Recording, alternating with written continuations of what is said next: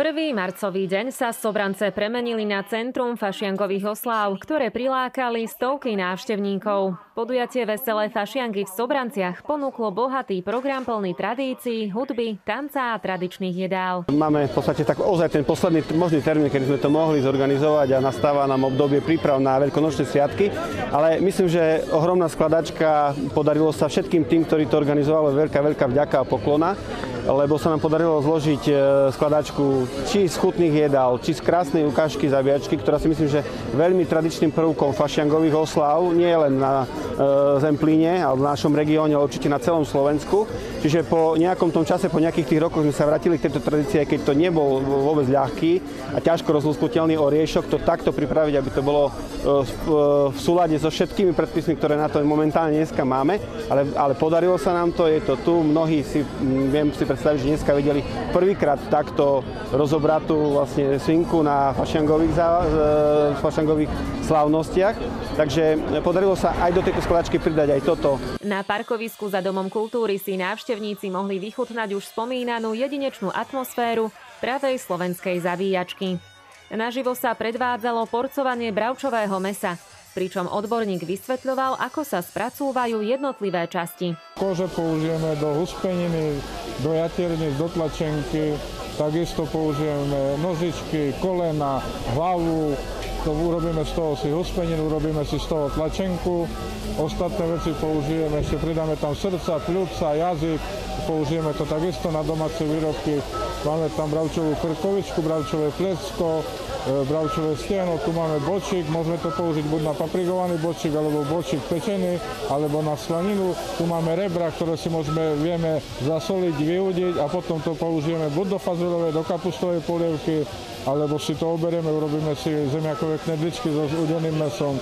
Tu máme bravčové kare, ktoré si môžeme použiť na rezne alebo na pečenie, na minútkové, na prípravu minútkových jedol. Tam máme bravčovú panenku, ktoré také najkvalitnejšie mäso zošípané je bravčová panenka, ktorú použijeme buď upečeme to v celku, alebo nakrájame, pripravíme z toho medailonky. Je to najkvalitnejšie a najjemnejšie mäso ošípané. Tak je to veľmi zaujímavé, keďže to nie je také bežné už v dnešnej dobe, aby niekto choval tie prasiatka, tak je to určite dobré, aby vedeli, ako to niekedy chodilo u nás na dedine, aj v meste. Nechýbala ani ochutnávka zabíjačkových špecialít, ale úspech mali aj fašiangové pochutiny, ktoré nemusia byť prioritne mäsité. Ochutnali sme chmalec so šmalcom a s cibulkou, ktorý môžem odporúčať každému, je veľmi dobrý. A tiež dobre majú aj jaternice a klobásky, hovorím, tiež sú vynikajúce. Je čo ochutnať, ochutnali sme šišky, medovinu, chlieb so šmalcom a s cibulkou, aj malé pivo zapiť s tátým. Fašiangy sú obdobím zabavy, tradícií a stretnutí. Ja som rád, že v meste Sobranciach sa taká tradícia udržiava. Mesto pripravuje takú akciu, kde môžeme ochutnať aj tradičné jedlá. Ja som v rámci týchto tradičných jedál ochutnal chlieb s cibuľou a po našom so šmalcom. Je to výborné jedlo a takisto aj kapustu so škvarkami a krkovičkou. Zatiaľ, čo jazyky gurmánov zamestnávali zabíjačkové a fašiangové špeciality, v Dome kultúry prebiehal program pre deti. Tvorivý workshop umožnil najmenším vyrobiť si vlastnú karnevalovú masku, s ktorou sa mohli predviesť na detskej fašiangovej diskotéke. Ja som si masku robila od jednorožcov a som ju najpeknejšiu rozmalovala. A ešte tancujem najviac. Mne sa najviac páčilo kresliť, aj pičiapík a všetko sa mi najviac páčilo. Večerný program patril milovníkom zábavy a tanca v rytme ľudoviek. Vo veľkej divadelnej sále sa konala fašiangová zábava s folklórnymi súbormi Oceľare a Viničiar. Hudba, spev a tradičné tance vytvorili jedinečnú atmosféru, ktorá rozprúdila zábavu spojenú s hodovaním až do neskorých hodín a vyvrcholila bohatou tombolou.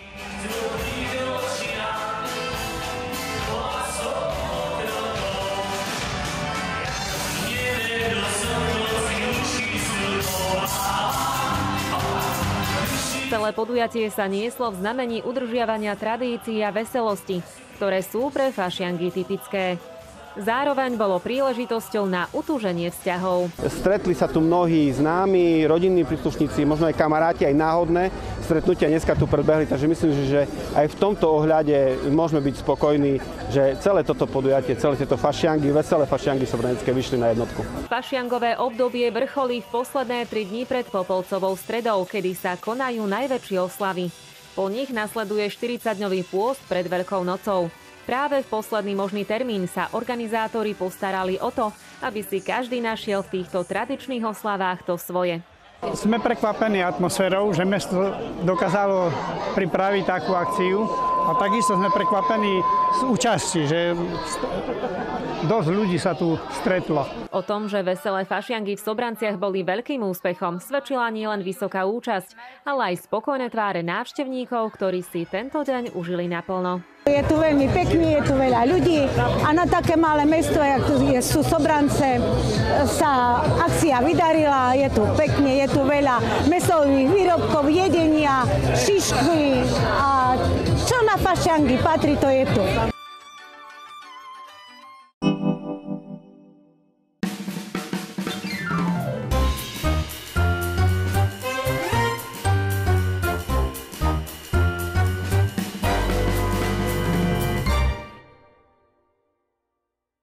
Návrat slávy niekdajších sobranských kúpeľov je opäť o krôčik bližšie. V spolupráci s Košickým samosprávnym krajom a spoločnosťou Participation Factory chystá samospráva stretnutie, na ktorom chce diskutovať o možnostiach ich obnovy.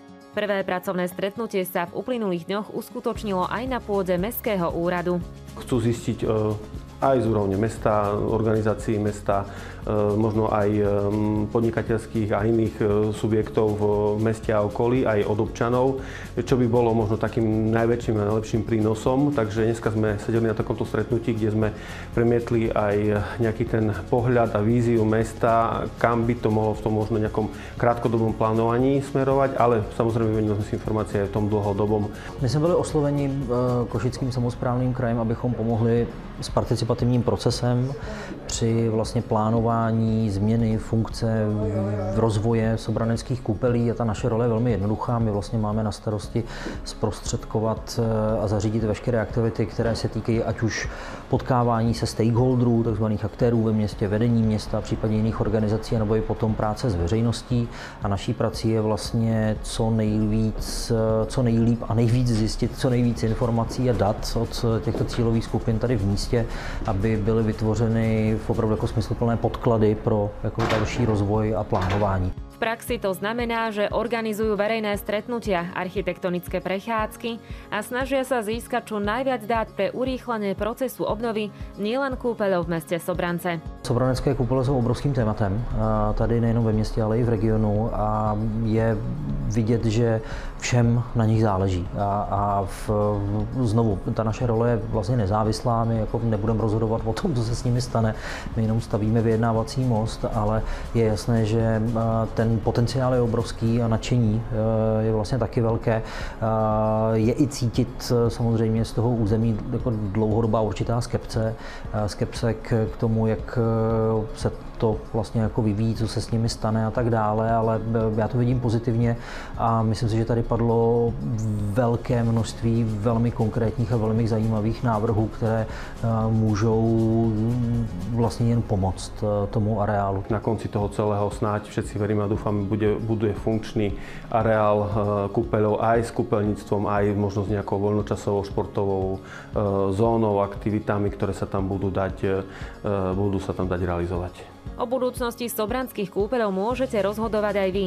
Už v sobotu 15. marca sa v Dome kultúry v Sobranciach od 9. do 14. hodiny uskutoční verejná diskusia, na ktorej sa môžete podeliť o svoje nápady a predstavy o budúcnosti nielen kúpeľnej lokality, ale aj mesta Sobrance.